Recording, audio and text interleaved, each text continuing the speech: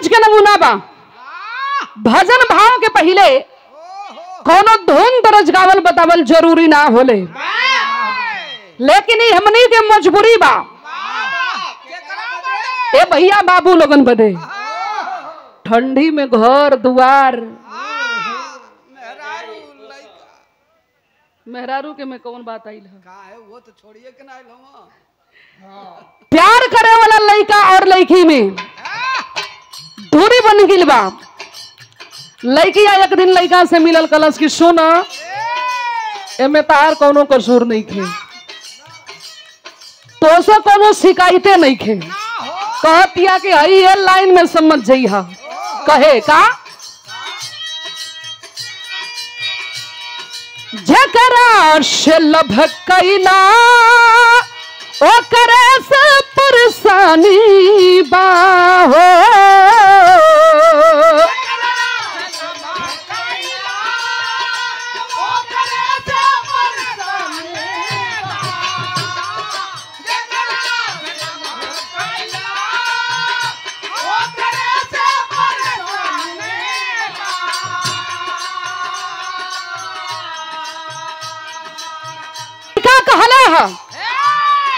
जकरा से लभ कैलू ओ करे से परेशानी बाहो।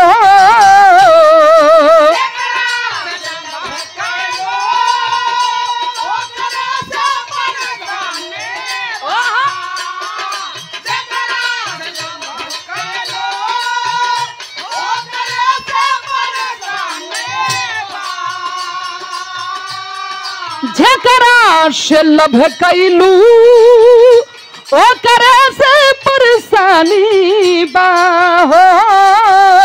ऐसन में करम तोहरो ऐसन में करम तोहरो लागे खनदानी बा।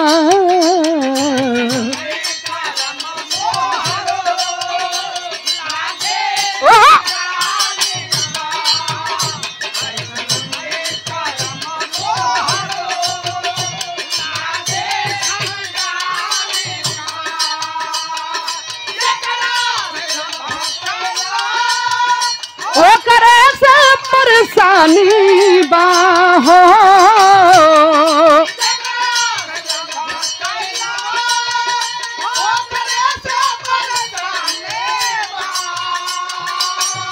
ऐसन में करम तोहरो ऐसन में करम तोहरो लागे खनदानी बा।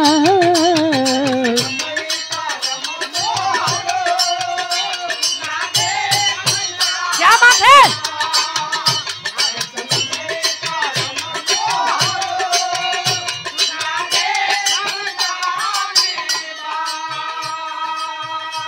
ये मन बड़ा अधम होला।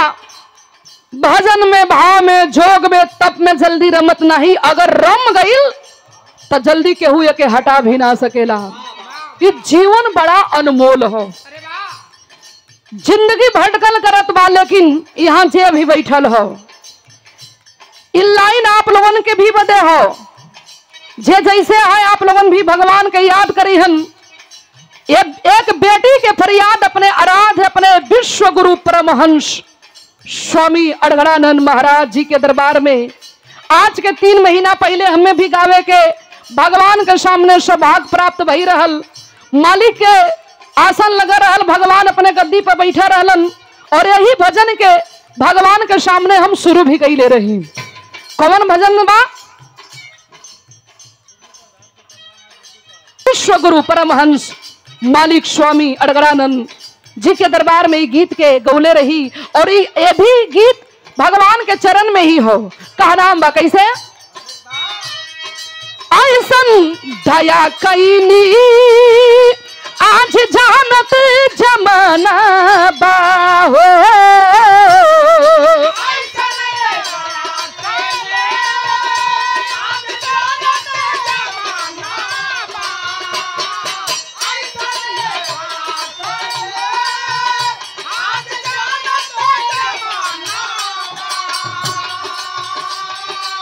कैसन दया कैनी आज जानत जमाना बा हो। यही रजनी के स्वामी जी,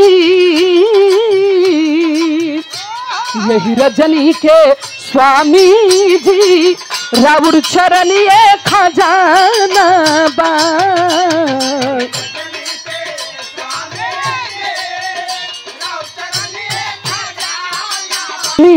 जी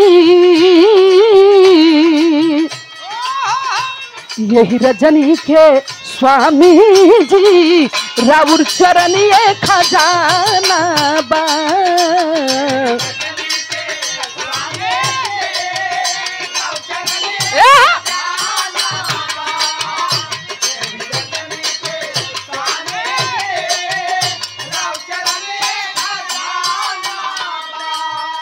कहती है आपके दरबार में जे भी गइल बा वो खाली हाथ नहीं खेल, जे जमन मंगले है आप देले हुआ। हे परमपिता परमेश्वर विश्व गुरु, बहुत ज्यादा हम का बताई, आप तो मन के बात जाने ला।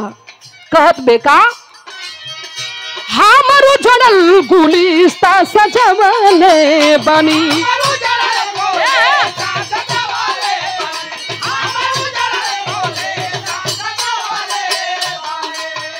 हमारा चितमन में आभा जलवले बानी। सीधे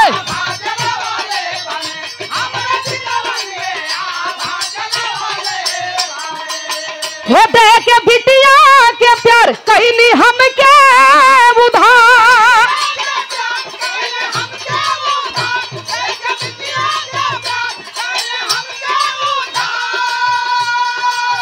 हो दे के बिटिया के प्यार कहनी हम क्या उधार। आज जानत देखो जमाना बा हो। यही रजनी के स्वामी जी, यही रजनी के स्वामी जी राउर चरनिए खजाना बा।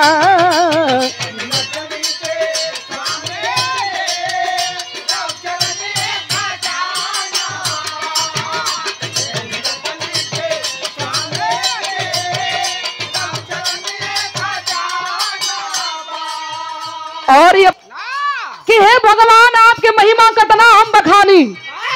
यही चुनाव से पहले माननीय राष्ट्रीय अध्यक्ष जी परम पिता परमेश्वर परमहंस स्वामी जी के दरबार में जाके और दर्शन कैलन। भगवान के दर्शन करके आदरणीय अखिलेश यादव जी भगवान के चरण चूम के जब जाए लगलन, स्वामी जी बुला के कहलन आइए, और अपने कंधे से उतार के गमछा माननीय राष्ट्रीय अध्यक्ष जी के कंधे पर डाल दिए। और वो गमछा के रिजल्ट ये रहा कि पूरे हिंदुस्तान के धरती पर समाजवादी पार्टी तीसरे नंबर के पार्टी बन गई। ये भगवान के देन है। कहती है क्या राउर महिमा के स्वामी मनावल करी,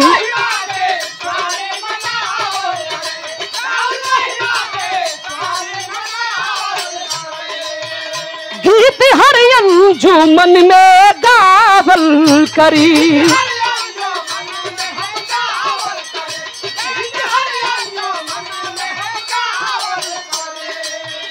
राउर मिलल आधार दिल में आइल बहार,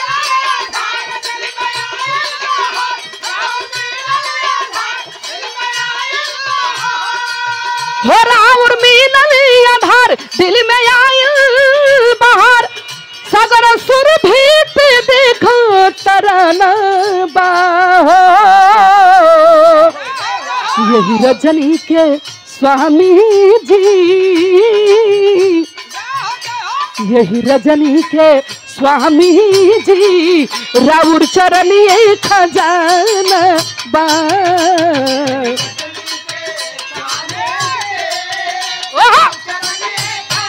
क्या बात है।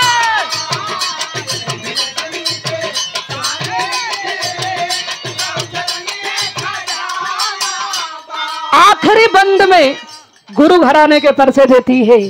मैं किस खानदान से हूँ, कौने बगिया के हम फूल बानी। कहतिया का पातु छाया पर ममता बरसाने बनी,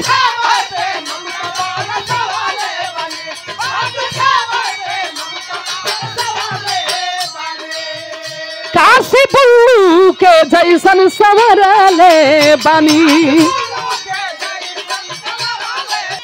पातु छाया पर ममता बरसाने बनी।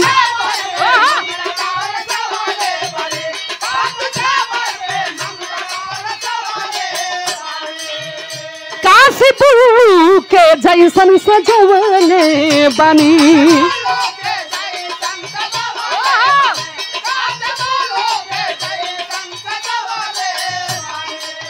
कर मनोहर बिहार पाके स्वामी के प्यार,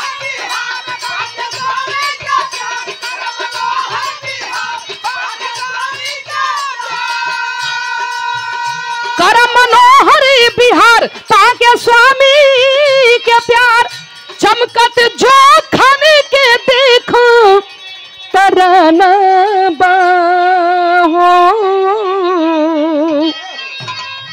यही रजनी के स्वामी जी, यही रजनी के स्वामी जी, राउर चरनिए खजाना बा।